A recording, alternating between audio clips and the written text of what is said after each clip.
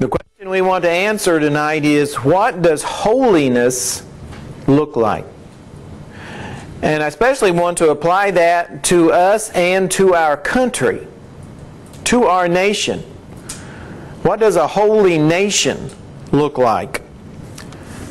Back in Leviticus 19, our text will come from that particular chapter. And I want us to, when we look at this chapter, to try and focus on what holiness looks like, and again, what it would look like in our country. Leviticus 19 begins the first two verses like this: "And the Lord spoke to Moses, saying, Speak to all the congregation of the children of Israel, and say to them, You shall be holy, for I, the Lord your God, am holy." And notice that was given to the entire nation of Israel. The whole nation was to be holy as God was holy. He's called the Holy One of Israel. That emphasized His uniqueness as well as His separation from everything that was evil. From the very beginning, God has called His people to be holy. And why shouldn't He? Because we're made in His image. Going back to the very first book in the Bible, let us make man in our image. So we are made in God's image. And if He is holy, then we should be holy. And so we're to reflect the fact that we have the divine nature. In 1 Peter chapter 1, Peter brings this to our attention. Very first chapter, 1 Peter chapter 1, and beginning in verse 15, he writes, "But as He who called you is holy, you also be holy in all your conduct." In all your conduct, in all your life, in all your behavior, be holy, for I am holy. So we're to show to the world, we're to reflect godliness. Since God is holy, then we're to reflect holiness. In our text, God gives instructions on how to remain pure, how to remain clean, and how to remain undefiled by sin. And why is this so important for us, and why is this so important for our nation? Let me quote Will Durant, one of the most famous historians in the modern era. "There is no significant example of a society successfully maintaining moral life without the aid of religion." He's saying there, you go back to the very beginning of time and you will not find any civilization, any nation, any group of people who led a moral life without religion. Our country desperately needs religion. And it desperately needs the religion of Jesus Christ. So, what does a holy, moral life look like? Well, that's what he's getting ready to tell us in Leviticus 19. He introduced the fact to us and to them, be holy as I am holy, but now he says this is what it looks like. First of all, verse 3, regarding parents. Any nation that's going to live a moral life, the parents have to be a central part of that. Verse 3, "Every one of you shall revere his mother and his father, and keep my Sabbaths. I am the Lord your God." See, the home is the basic unit of all civilized life and civilized order. And of course, our country is and has been for at least a few decades attacking the home, trying to redefine the home, trying to downplay its significance and its relevance. But the home is the basic unit. And if the home isn't holy, the nation is not going to be holy. And a part of that is honoring parents. That's what he says here. Honoring parents is essential for the health of society, for the stability of society, for the future of society. This is seen in the Ten Commandments. Remember the Ten Commandments that God gave Moses on the mountain. In Exodus chapter 20, verse 12, one of the Ten Commandments has to do with this very thing. Exodus chapter 20, verse 12 says, "Honor your father and mother, that your days may be long upon the land which the Lord your God is giving you." That was one of the conditions or stipulations for God blessing them in the land, was if they honored, revered their mother and father. Certainly the idea being if they stopped doing that, then God was going to stop blessing them.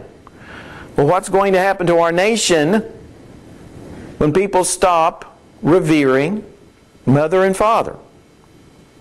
Not two mothers, not two fathers, but mother and father. So again, you take away the home and its stability from the nation, and the nation is in trouble. Of course, this is also emphasized in the New Testament. It's not just an Old Testament idea. In Ephesians chapter 6, we're told this, beginning in verse 1. "Children, obey your parents in the Lord, for this is right. Honor your father and mother, which is the first commandment with promise, that it may be well with you and you may live long on the earth." Notice he says that's the first commandment with promise. What was the promise? That you may live well on the earth. Our nation will not live well and long if we stop revering mother and father, if we stop revering and honoring the home. We stop doing that, our country is in serious trouble. The neglect of parents is said to be an abomination in God's sight. In Proverbs chapter 30, verse 17, the wise man tells us this. He says, "The eye that mocks his father and scorns obedience to his mother, the ravens of the valley will pick it out and the young eagles will eat it." That's pretty graphic language. That's how serious God looks at the home. That's how serious God looks at children obeying their parents and respecting their parents. And again, when that is taken away, that nation or group of people is in trouble. Reverence for parents is tied to reverence for Jehovah. And why is that? Because we learn about authority and submission to our parents before we learn that to God. We learn about submitting to parents before we learn about submitting to God. So if children are never taught reverence and submission to parents, then it's going to be difficult for them to understand reverence and submission to God. And so we see our country in so many places in our country where there is no reverence for authority, there's no reverence for parents, there's no reverence for the home. No wonder there are so many problems in so many places in our country. The Bible said it's going to happen. It's going to happen. So the home is so important when it comes to holiness. Then in the next few verses, he talks about holiness regarding God. Beginning in verse 4 of Leviticus 19, it says, "Do not turn to idols, nor make for yourselves molded gods. I am the Lord your God, and if you offer a sacrifice of a peace offering to the Lord, you shall offer it of your own free will. It shall be eaten the same day you offer it on the next day. And if any remains until the third day, it shall be burned in the fire. And if it's eaten at all on the third day, it's an abomination, it shall not be accepted. Therefore everyone who eats it shall bear his iniquity. Because he has profaned the hallowed offering of the Lord, and that person shall be cut off from his people." It's interesting, the word idols here that's used in the Hebrew basically mean nothings. Nothings. Things that are worthless. Things that have no value. In 1 Chronicles chapter 16, we have this left for us beginning in verse 26. 1 Chronicles 16 and verse 26. It says, "For all the gods of the peoples are idols, but the Lord made the heavens. Honor and majesty are before Him. Strength and gladness are in His place." All the gods of the peoples are idols. All the gods of the peoples are nothings. That's what they are. They are not real. That's why He calls them nothings. They're pretenders. They're imposters. There's only one God. There's only one Jehovah. He's the one that made the world. He's the one that sustains the world. He's the one that gave us an eternal spirit. In Psalms 97, the psalmist tells us this in verse 7. Psalms 97:7. The psalmist says, "Let all be put to shame who serve carved images, who boast of idols. Worship Him, all you gods." Let all be put to shame who worship idols. Our country is filled with people who worship idols. They worship, you can just almost pick any subject or topic and somebody worships it in some way in our country. The number of people who actually worship Jehovah has greatly declined. Again, is it any surprise then that we have the trouble that we do? Turning over to one of the minor prophets, Habakkuk. Habakkuk chapter 2. He also refers to,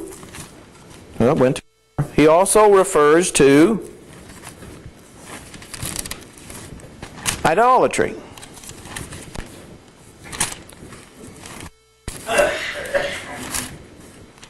These pages are so thin, they're not coming apart. There it is. Habakkuk chapter 2, verses 18 and 19.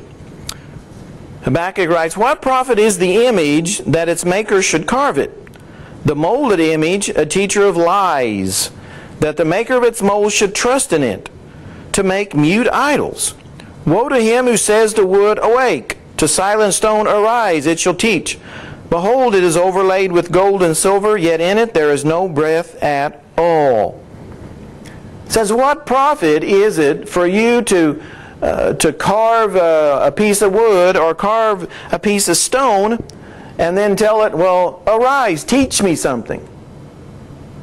He says, look at how ridiculous that is. But yet, people in our country do the same thing. They make all kinds of idols,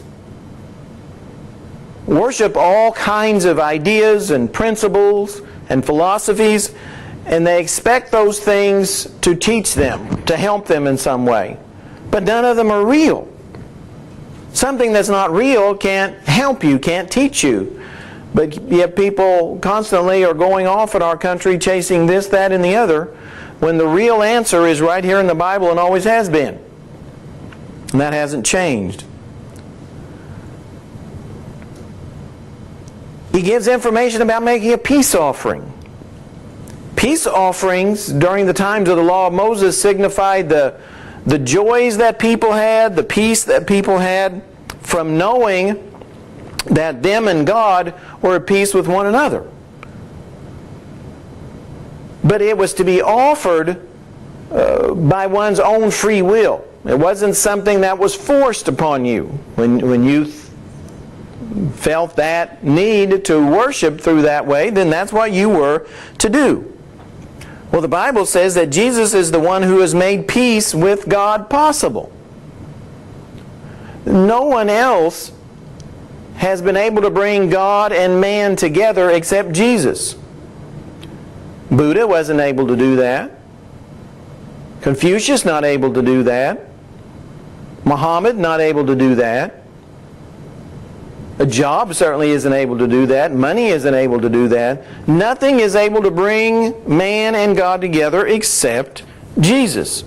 Paul stressed this in Ephesians chapter 2. This is what he told the church in Ephesus, beginning in verse 13. Ephesians chapter 2, beginning in verse 13. He says, "But now in Christ Jesus, you who once were far off have been brought near by the blood of Christ. For He Himself is our peace, who's made both one, and has broken down the middle wall of separation, having abolished in his flesh the enmity, that is, the law of commandments, contained in ordinances, so as to create in himself one new man from the two, thus making peace. And that he might reconcile them both to God in one body through the cross, thereby putting to death the enmity. And he came and preached peace to you who were far off, and to those who were near. For through him we both have access by one Spirit to the Father. Through him we have access to the Father. You can't have access to God, to Jehovah, any other way. That's what he is wanting them to understand. There is no other way.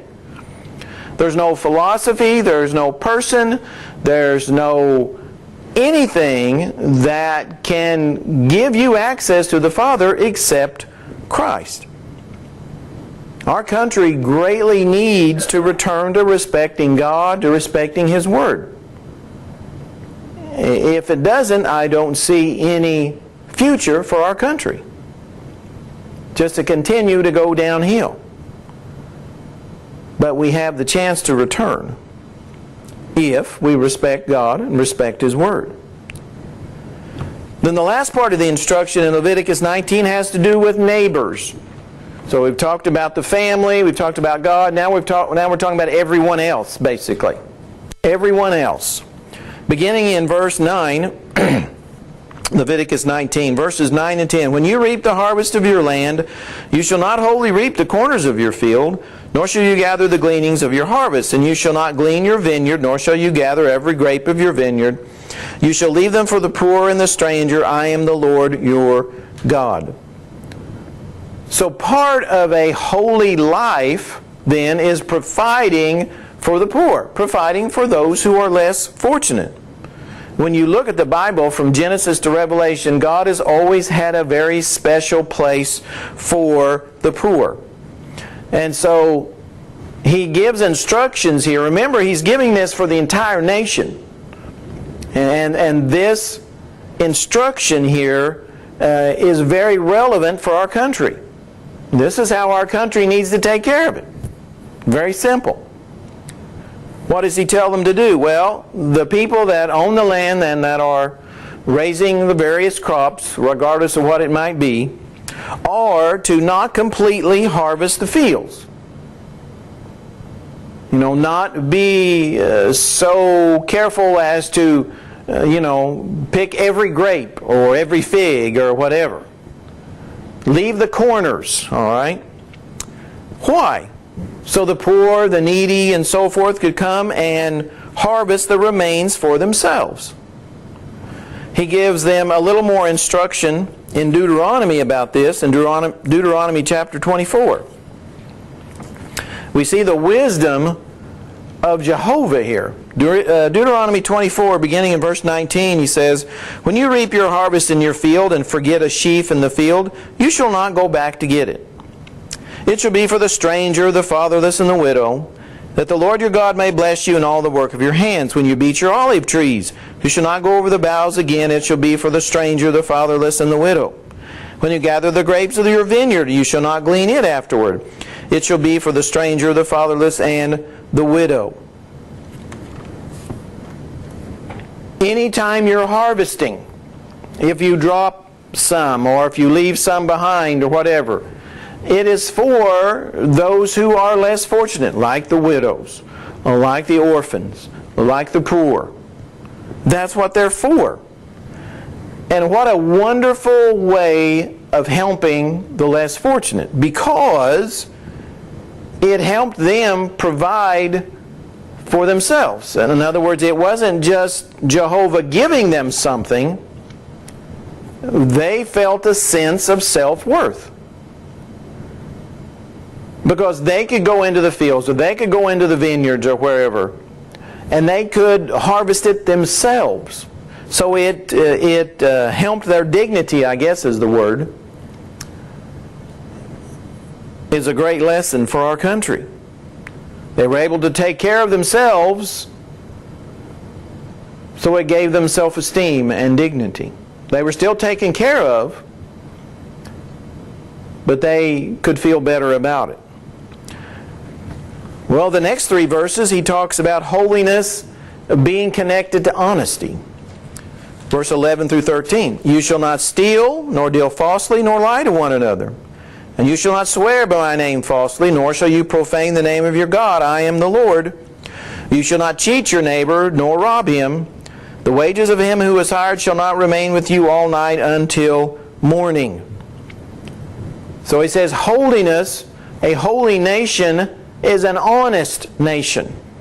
A nation that doesn't steal from each other, that doesn't deal falsely, that doesn't lie, that doesn't swear falsely.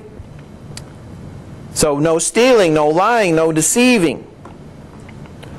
If we go back a few pages to Leviticus 6, I want us to read the first 5 verses of that chapter. Leviticus 6, beginning in verse 1.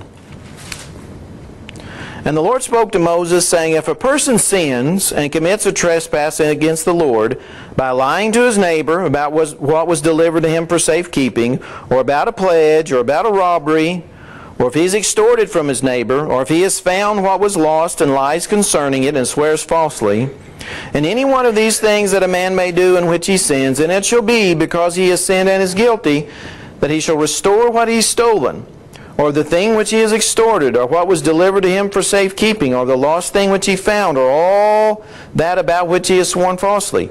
He shall restore its full value and add 1/5 more to it, and give it to whomever it belongs on the day of his trespass offering. So imagine what our country would look like if people follow that instruction. So holiness, a holy nation, is a nation that's honest, straightforward, doesn't extort, doesn't oppress, doesn't deceive, is honest. And then finally, he talks about being just and compassionate. Beginning of verse 14. You shall not curse the deaf, nor put a stumbling block before the blind, but shall fear your God, I am the Lord. You shall do no injustice in judgment. You shall not be partial to the poor, nor honor the person of the mighty. In righteousness you shall judge your neighbor. You shall not go about as a talebearer among your people, nor shall you take a stand against the life of your neighbor. I am the Lord. You shall not hate your brother in your heart. You shall surely rebuke your neighbor and not bear sin because of him. You shall not take vengeance, nor bear any grudge against the children of your people, but you shall love your neighbor as yourself. I am the Lord. A holy nation does not mistreat those who are less fortunate, like he mentions the deaf or the blind. A holy nation is concerned about the deaf and the blind and does what they can for them. They certainly don't curse the deaf, nor do they put a stumbling block before the blind. That's not compassion. A good measure of a nation is how it treats the weak, the poor, the less fortunate. How are those people treated by the nation? In Nehemiah chapter 5, gives us some wisdom. Nehemiah chapter 5, verse 15 says this. Nehemiah chapter 5, verse 15. Yeah, there it is. But the former governors who were before me laid burdens on the people and took from them bread and wine besides 40 shekels of silver. Yes, even their servants bore rule over the people, but I did not do so because of the fear of God. This is Nehemiah talking about how he lived. He said, the people before me would take from the poor, would take from the less fortunate, laid burdens on the people, took from them. But he says, I did not do so.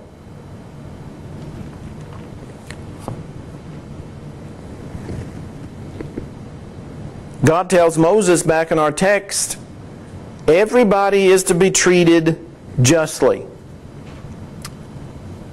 Everybody's to be treated justly. You shall not be partial to the poor,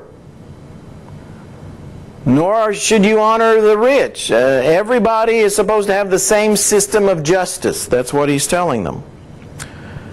In righteousness you shall judge your neighbor. In other words, you're to judge rightly. You're to do the right thing, the honest thing, the just thing. That's what it's supposed to be like. So everybody is to be treated justly. Back a few pages in your Bible to Exodus chapter 23. Beginning in verse 2, he writes, "You shall not circulate a false report. Do not put your hand with the wicked to be an unrighteous witness. You shall not follow a crowd to do evil, nor shall you testify in a dispute so as to turn aside after many to pervert justice. You shall not show partiality to a poor man in his dispute." Again, it's about being honest and just. Skip down to verse 6. "You shall not pervert the judgment of your poor in his dispute. Keep yourself far from a false matter. Do not kill the innocent and righteous, for I will not justify the wicked." Keep yourself far from a false matter. A holy nation is going to be extremely concerned about doing what's right, being just, doing what's proper.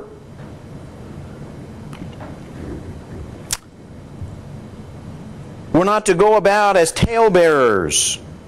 We're not to slander. We're not to gossip. Instead, we're to do what? Love your neighbor as yourself. Love your neighbor as yourself. So he goes on in the rest of the chapter and gives more instructions. But this paints a picture of what it means for a nation to be holy. God has called us to be holy as He is holy. We're made in His image. He expects us, especially as Christians, to be holy. He said this is what holiness looks like. So we're to be an example to the world, to show the world what holiness is, what holiness looks like, what a holy life is like. And then our nation hopefully learns from us. Do we need to make changes in our lives? Are we not living a holy life? Are we not setting an example for the world? We can't expect our country to be more holy than we are. I guess that's a lesson to take from this. If we want our country to change and be better, then we need to change and be better as an example. We have an invitation song for us tonight. There might be a need in your heart for you to respond, to ask for prayers, to ask for forgiveness. And if there is, then we certainly encourage you to come as we stand and sing. Let's stand, please.